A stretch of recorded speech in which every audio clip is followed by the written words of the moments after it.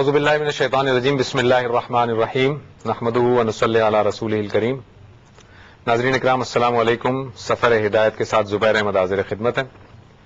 آپ جانتے ہیں کہ اس وقت ہم سورہ بقرہ میں موجود ہیں اور سورہ بقرہ پر جو ڈسکشن ہماری لاسٹ ویک میں جہاں تک ہم نے مکمل کیا تھا وہ روزے سے متعلق اللہ تعالیٰ کی طرف سے جو احکام ہے، سب سے پہلا جو ابتدائی آیت ہے اس پر ہم بات کر رہے تھے. یا ایھا الذین آمنوا کتب علیکم الصیام. ہماری ڈسکشن ابھی اس آیت پر مکمل نہیں ہوئی، اس پہ مزید اس میں کچھ بحث و مباحث ہیں جو ہم آج کی گفتگو میں انشاءاللہ اس کو کور کرنے کی کوشش کریں گے. ساتھ ہی ساتھ تھوڑی دیر کے بعد لائیو کال کا سلسلہ آپ کا شروع ہو جائے گا. 0900-222225 پر ہمیں آپ کال کر سکتے ہیں. انٹرنیشنل کالر کے لیے 00372541112225 ہمارے نمبر ہیں. حسب معمول ہمارے ساتھ تشریف رکھتے ہیں جناب ڈاکٹر خالد ظہیر صاحب. ڈاکٹر صاحب سے آج ہم سورہ بقرہ کے اندر جو روزے والی آیت ہے اس پر ڈسکشن کنٹینیو کرتے ہیں. ڈاکٹر صاحب، پچھلے پروگرام میں ہم نے یہ جو آیت ہے آیت نمبر 183 سورہ بقرہ کی، اس پر ہم نے اپنی ابتدائی گفتگو کی تھی جس میں ہم نے یہ بات دیکھی تھی کہ یہ روزے جو ہے وہ دوسری امتوں پر بھی فرض رہے ہیں اور بالکل اسی طرح نبی صلی اللہ علیہ وسلم کی اس امت پر بھی فرض اللہ تعالیٰ نے کیے ہیں. مقصد جو اللہ تعالیٰ نے اس کا بتایا وہ تقویٰ ہے. اس آیت کے بعد جب ہم دیکھتے ہیں تو رمضان کے روزوں کی جو بات کی جاتی ہے، اب اس امت پر یعنی نبی صلی اللہ علیہ وسلم کے تشریف آوری کے بعد روزوں کی جو فرضیت ہے وہ مدینہ میں جب نبی صلی اللہ علیہ وسلم تشریف لے گئے اس وقت ہوئی یا اس سے پہلے بھی روزے رکھے جا رہے تھے؟ یہ کیا اس میں کیا ہے بات؟ دیکھیں جی، قرآن مجید میں سورہ بقرہ میں یہ احکامات آئے ہیں اور ظاہر ہے کہ سورہ بقرہ مدنی سورہ ہے تو مدینہ منورہ ہی میں یہ احکامات اس شکل میں جاری ہوئے کہ تمام مسلمانوں کے اوپر لازم کر دیے گئے. لیکن قرآن مجید کے بیان ہی سے یہ معلوم ہوتا ہے کہ اس قانون کے نفاذ میں اللہ تعالیٰ نے تدریج اختیار کی، جیسے کہ بعض دوسرے احکامات میں تدریج اختیار کی. اور یہ ممکن ہے کہ اس کا آغاز مکی دور سے ہو چکا ہو لیکن اس میں لوگوں کو اختیار دیا گیا ہو. جو قرآن مجید کی بات معلوم ہوتی ہے وہ یہ ہے کہ ایک ایسا دور بھی مسلمانوں پر گزرا کہ جس میں اگرچہ کہ ان کے اوپر روزے رکھنے لازم تھے مگر ان میں سے وہ لوگ جو بیمار ہوتے یا سفر کی حالت میں ہوتے تو ان کے لیے یہ لازم نہ ہوتا کہ وہ بعد کے دنوں میں روزوں کو مکمل کریں، بلکہ اگر ان میں سے بعض لوگ ایسے صاحب حیثیت تھے کہ جو فدیہ دے کے یعنی لوگوں کو کھانا کھلا سکتے تو وہ اپنے ان روزوں کو غریبوں مسکینوں کو کھانا کھلا کر اس ذمہ داری کو پورا کر سکتے تھے.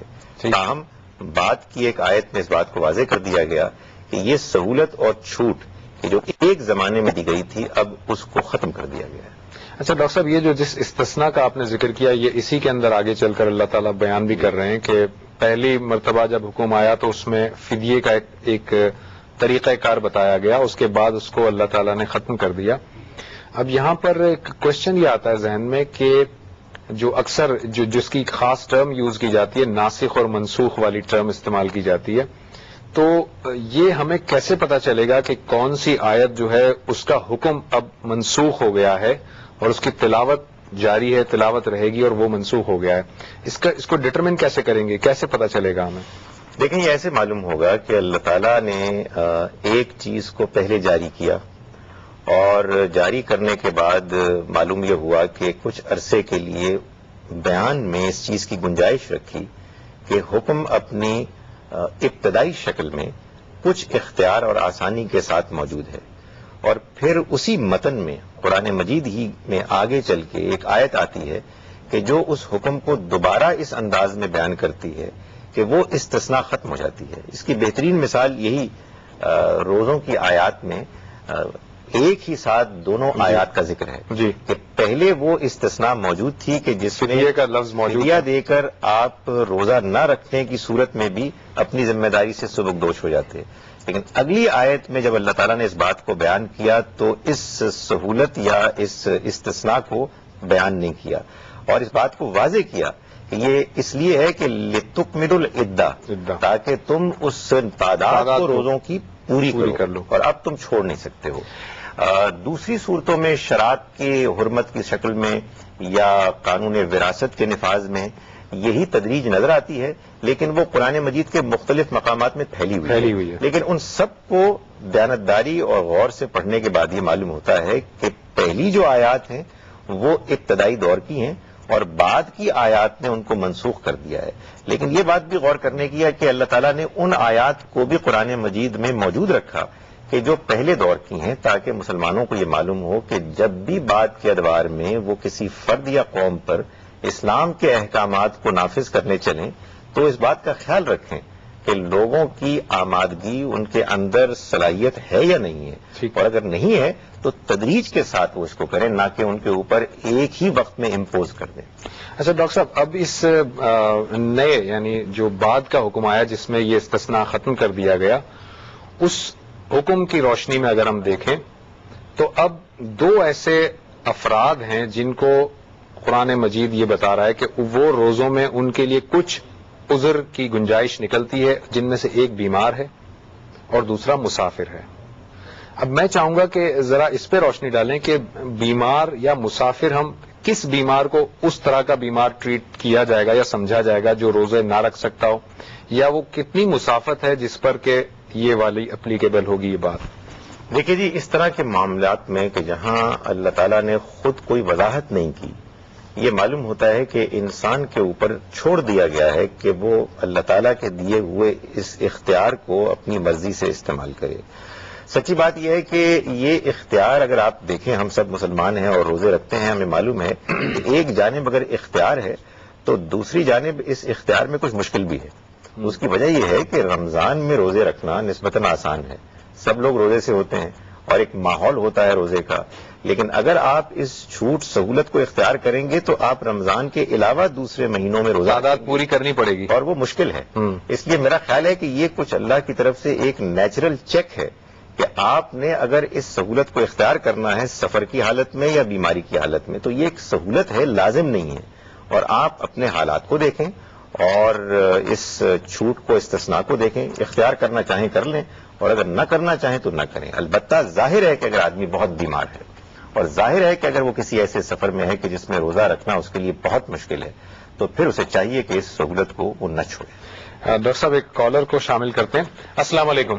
وعلیکم سر، کیا حال ہے؟ اللہ کا شکر ہے. کون صاحب، کہاں سے؟ سر میں رضوان بات کر رہا ہوں، منڈی بادین کے ساتھ ایک گاؤں موجیاں والا. ہیلو. جی سر، میں منڈی بادین سے بات کر رہا ہوں، اس کے ساتھ ایک گاؤں ہے موجیاں والا.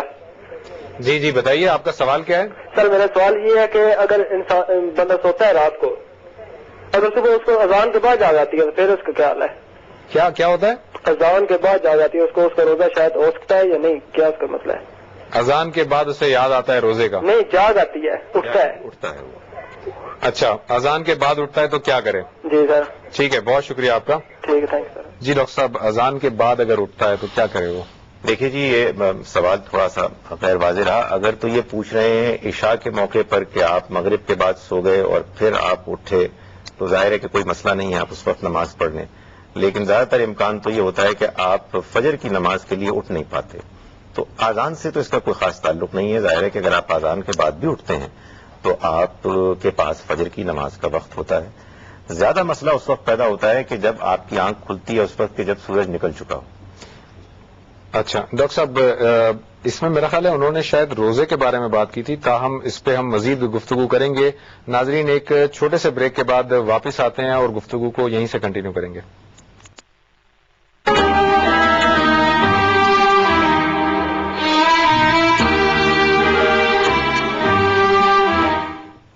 ویلکم بیک ناظرین. ایک کالر ہمارے ساتھ موجود ہے. السلام علیکم. ہیلو. ہلو، السلام علیکم. وعلیکم السلام. کون صاحب، کہاں سے؟ میں مستان الدین بات کر رہا ہوں کماڑی سے. جی مستان صاحب. میں نے یہ پوچھنا تھا کہ جی عشاء کی جو نماز ہے وہ فجر کی نماز سے پہلے کب تک ہو سکتی ہے؟ اچھا ٹھیک ہے، بہت شکریہ آپ کا. جی ڈاکٹر صاحب، بریک پہ جانے سے پہلے جو کال آئی تھی وہ غالباً یہ پوچھنا چاہ رہے تھے کہ فجر کی اذان کے بعد اگر آنکھ کھلے تو وہ روزے کے بارے میں ان کا شاید کوشچن تھا کہ کیا کرنا چاہیے.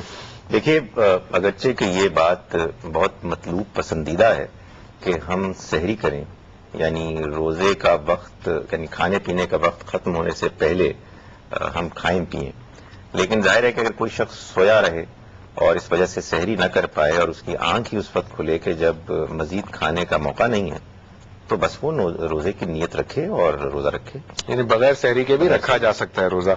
اچھا، یہ جو ابھی کال آئی ہے اس میں یہ پوچھ رہے ہیں کہ عشاء کی نماز کا وقت، آخر وقت کہاں تک ہے؟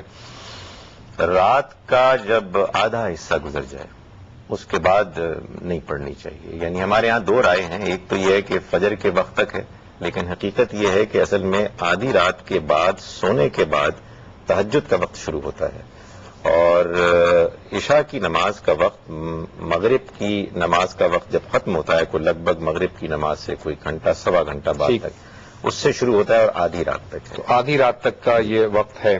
اچھا، میں بات کر رہا تھا اس کے استثناء کی. آپ نے کہا کہ بھائی وہ بیمار یا مسافر جو ہے وہ اپنے حالات کے لحاظ سے دیکھ لے، تو ذرا ناظرین کو بھی ہم ایکسپلین کر دیں کہ بیمار ہو یا مسافر ہو اس سے روزے معاف نہیں ہیں. اس ٹیمپرری فیز کے لیے وہ روزے نہ رکھے، بے شک اگر وہ سفر میں ہے یا وہ بیمار ہے، لیکن جیسے ہی وہ صحت مند ہوگا اور جیسے ہی وہ اپنے مقام پر پہنچ جائے گا تو اسے اپنی تعداد بہرحال پوری کرنی ہوگی. وہ تو قرآن نے کہا نا کہ فَعِدَّةٌ مِّنْ أَيَّامٍ أُخَرَ، تو اسے گنتی پوری کرنی ہوگی دوسرے دنوں میں. اچھا ڈاکٹر صاحب، آگے جب ہم چلتے ہیں تو پھر اللہ تعالیٰ فرماتے ہیں شہر رمضان الذی انزل فیہ القرآن. پہلے میں اس ٹکڑے پہ بات کر لوں ذرا کہ اس میں اللہ تعالیٰ نے بالکل واضح فرما دیا ہے کہ رمضان ہی کا وہ مہینہ ہے جس میں قرآن مجید نازل ہوا. یہی بات ہمیں پھر سورہ قدر سے بھی معلوم ہوتی ہے. پھر ایک کانسیپٹ بیچ میں آتا ہے کہ جی رمضان یہ قرآن مجید جو ہے وہ شب برات میں نازل ہوا ہے، اور یا کچھ آیات یا کچھ صورتیں اس میں نازل ہوئی ہیں. کوئی کہتا ہے کہ نہیں جی وہ یہی رات ہے. تو یہ ذرا سی کنفیوژن میں چاہوں گا، اس پہ روشنی ڈالیں. اس کی وجہ یہ ہے کہ سورہ دخان میں یہ بات بیان کی گئی ہے کہ انا انزلناہ فی لیلۃ مبارکہ، ہم نے اس قرآن مجید کو ایک مبارک رات میں نازل کیا. اور دوسری جگہ جیسا کہ آپ نے فرمایا انا انزلناہ فی لیلۃ القدر بیان ہوا ہے. تو ظاہر بات ہے کہ قرآن مجید خود بتا رہا ہے کہ جو لیلۃ القدر ہے وہی لیلہ مبارکہ ہے. دونوں ایک ہی رات ہیں جن کو کہ دو مختلف نام دے دیے گئے ہیں. چنانچہ یہ معلوم ہوتا ہے کہ اللہ تعالیٰ نے اس رات کو قرآن مجید کے نزول کا آغاز کیا، اور یہ رات لازماً رمضان کی رات ہے، اس لیے کہ قرآن مجید کہتا ہے کہ شہر رمضان الذی انزل فیہ القرآن. یہ ہمارے ہاں ایک غلط فہمی مشہور ہوئی بھی ہے کہ جس میں شب برات کو ایک حیثیت ملی ہے، اور وہ ایک حدیث ہے کہ جس سے یہ چیز زیادہ مشہور ہو گئی، اور خاص طور پر ہمارے ہاں سب کانٹیننٹ میں یہ زیادہ ہے. ورنہ عام علماء میں یہ بات بالکل ویل نون ہے کہ قرآن مجید رمضان میں نازل ہوا، اور قرآن مجید کے نزول کا آغاز لیلۃ القدر اور لیلہ مبارکہ سے. اچھا، اس پہ میں اور بھی ذرا وضاحت یہ چاہوں گا کہ ناظرین کو بھی بتاتے چلیں. ناظرین، یہ پروگرام جو آپ کو پتا ہے کہ اس کا مین فوکس ہے قرآن مجید کو سمجھنا اور قرآن مجید کو آپ تک پہنچانا. لہذا جن جن آیا مبارکہ پہ ہماری ڈسکشن چل رہی ہے، میں چاہوں گا کہ آپ کم از کم جو امپورٹنٹ نکات ہیں قرآن مجید کے ان کو نوٹ بھی کیا کریں ساتھ ساتھ. اس وقت ہم آیت نمبر 185 185 پہ بات کر رہے ہیں، تاکہ جو جو امپورٹنٹ چیزیں ہیں قرآن مجید کے جو واضح احکامات ہیں وہ ایک عام شخص تک بھی پہنچ جائیں. آپ جب بھی دیکھنا چاہیں، ریفر کرنا چاہیں تو ضرور ریفر کریں. اور ہمارے ساتھ ایک کالر ہیں، پہلے ان سے بات کر لیتے ہیں. السلام علیکم. ہلو ہیلو جی، السلام علیکم. ڈاکٹر صاحب، جی کون صاحب؟ میں محمد رفیق خان تحصیل عیسیٰ خیل کے گاؤں کھگلا والا سے عرض کر رہا ہوں. جی فرمائیے. میرے دو سوال ہیں جی. پہلا سوال یہ ہے کہ آیت ہے قل ان کنتم تحبون اللہ فاتبعونی یحببکم اللہ ویغفر لکم ذنوبکم واللہ غفور رحیم. یہ آیت جو ہے آپ کا سوال مجھے سمجھ نہیں آیا. قل ان کنتم تحبون اللہ اچھا ٹھیک ہے. فاتبعونی یحببکم اللہ. ٹھیک.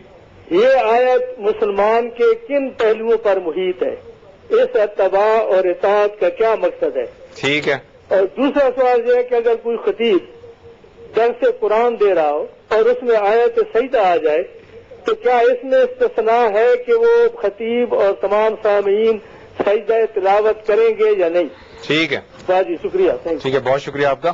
جی ڈاکٹر صاحب، ان کنتم تحبون اللہ فاتبعونی یحببکم اللہ، یہ اس میں کیا ہے؟ اطاعت کا کتنے کون سے پہلو ہیں جن کو احاطہ جن کا کیا گیا ہے؟ دیکھیں، قرآن مجید کو جب ہم سمجھتے ہیں تو اس کے سمجھنے میں ظاہر ہے کہ ہم پورے قرآن مجید کو سامنے رکھتے ہیں کہ اللہ تعالیٰ ہم سے کیا تقاضا کر رہا ہے.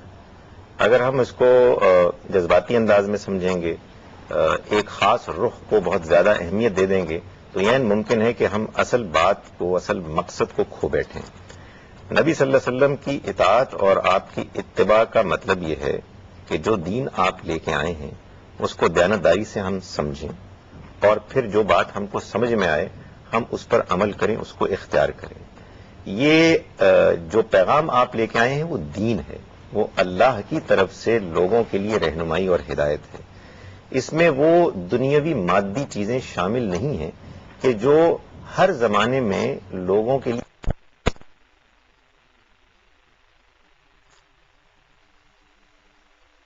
رکھتے تھے.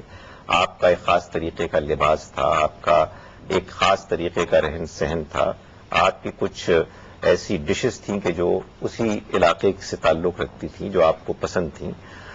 آپ نے خاص انداز میں کاروبار کیا. ظاہر ہے کہ ان چیزوں میں آپ صرف یہ دیکھیں گے کہ وہ کیا اخلاقی تعلیمات ہیں کہ جن کو ملحوظ رکھنا ہے. آج یہ بات اگر کوئی شخص انسسٹ کرے کہ چونکہ نبی صلی اللہ علیہ وسلم نے اونٹ پر سواری کی، گھوڑے پر سواری کی، گدھے پر سواری کی، اس لیے ہمارے لیے بہترین طریقہ اب یہی ہے کہ ہم ان جانوروں کی پیٹھوں پر ہی سواری کریں. ظاہر ہے کہ یہ کوئی دین کا بہت عمدہ فہم نہیں ہے. ہم آج اللہ کی رحمت اور عنایت سے جو سواریاں وجود میں آ گئی ہیں ان پر سواری کریں گے، لیکن جو دعائیں نبی صلی اللہ علیہ وسلم نے سکھائی ہیں ان کو پڑھیں گے، اور ہم اس میں غرور اور تکبر نہیں کریں گے، دوسروں کو اپنے سے کمتر نہیں سمجھیں گے کسی سواری میں بیٹھنے کے نتیجے میں. یہ ہے وہ پیغام کے جو حضور لے کے آئے ہیں، اور یہ وضاحت حضور نے خود کی. یعنی آپ نے یہ خود فرمایا بعض موقعوں پر اپنے صحابہ کو یہ سمجھاتے ہوئے کہ دیکھو، جہاں تک دنیا کا تعلق ہے، انتم عالمو بامور دنیاکم، تم دنیا کے معاملات مجھ سے زیادہ بہتر جانتے ہو. میں تمہیں دنیا سکھانے نہیں آیا، میں تمہیں دین سکھانے آیا ہوں. خدا کی قسم جب میں تم کو دین کے بارے میں کوئی بات بتاتا ہوں تو وہ ہر حال میں سچ اور اللہ کی طرف سے ہوتی ہے. تو اس کا تعلق سارے کا سارا دین سے. اب آپ یہ کہیں گے کہ دین کیا ہے کیا نہیں ہے، ظاہر ہے کہ یہ ایک لمبی بحث ہے. اس میں ہم سچائی کے ساتھ، دیانتداری کے ساتھ گفتگو کر کے کوشش کریں گے کہ ہم دین کو جو غیر دین ہے اس سے الگ کریں. اس میں اختلاف بھی ہو سکتا ہے. اچھا، ان کا دوسرا کوشچن یہ تھا کہ اگر کوئی مدرس یا کوئی خطیب درس قرآن دے رہا ہو اور اس میں آیت سجدہ آ جائے تو جو سننے والے ہیں وہ سارے اسی وقت سجدہ کریں گے یا بعد میں کریں گے، یا کیا ہوگا اس کا طریقہ؟ دیکھیے، گزارش یہ ہے کہ یہ جو ہے نا آیا سجدہ جو قرآن مجید میں کئی ہیں، اس میں سجدہ کرنا یہ ہمارے ہاں فقہ کا ایک مسئلہ حکم بن گیا. لیکن اس کو آپ وہاں سے نکال کے نبی صلی اللہ علیہ وسلم کی ذات گرامی کے ساتھ ریلیٹ کر کے سمجھیں تو آپ کو بات سمجھ میں آ جائے گی.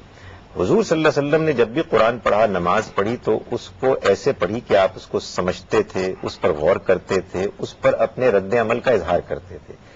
جہنم کا ذکر آیا تو اللہ تعالیٰ کی پناہ مانگتے تھے.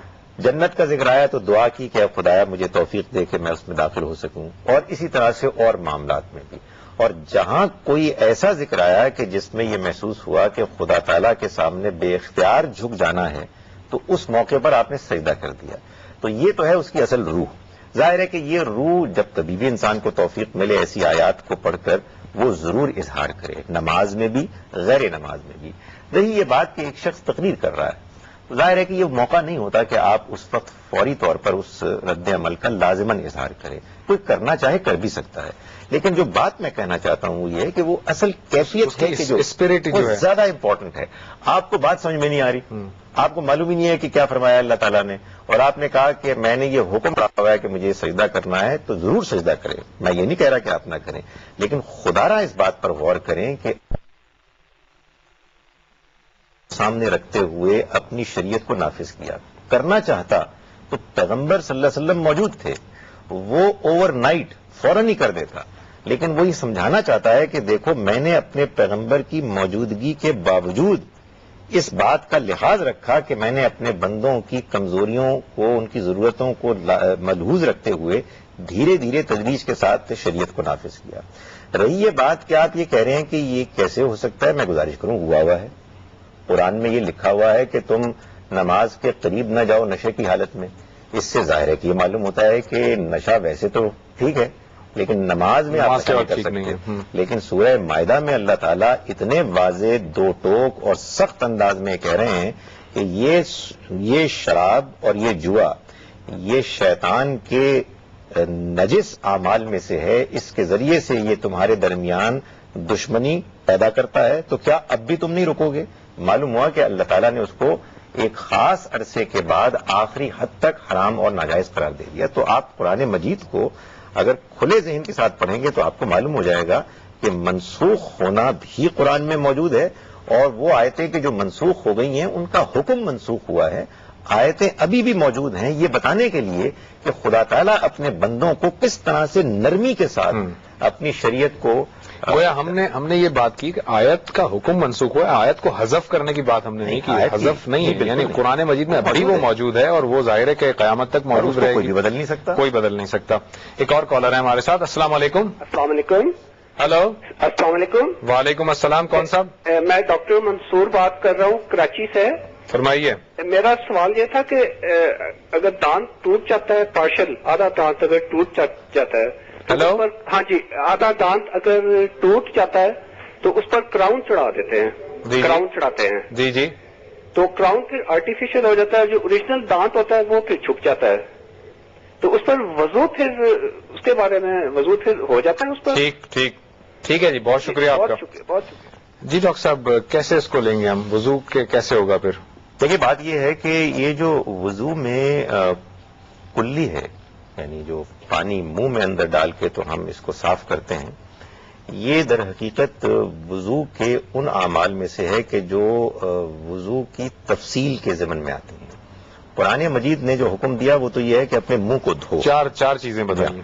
تو نبی صلی اللہ علیہ وسلم نے منہ کو دھونے کا جو اعلیٰ ترین بہترین طریقہ بتایا وہ یہ تھا کہ ہم ناک میں پانی ڈالیں، منہ میں پانی ڈال کے کلی کریں اور پھر اس کے بعد اپنے منہ کو دھوئیں. چنانچہ یہ جو منہ کے اندر کا حصہ ہے اس کی کلی جو کچھ بھی اب آپ کے منہ میں دانت ہیں انہی کو صاف کرنا ہے جیسے وہ ہیں.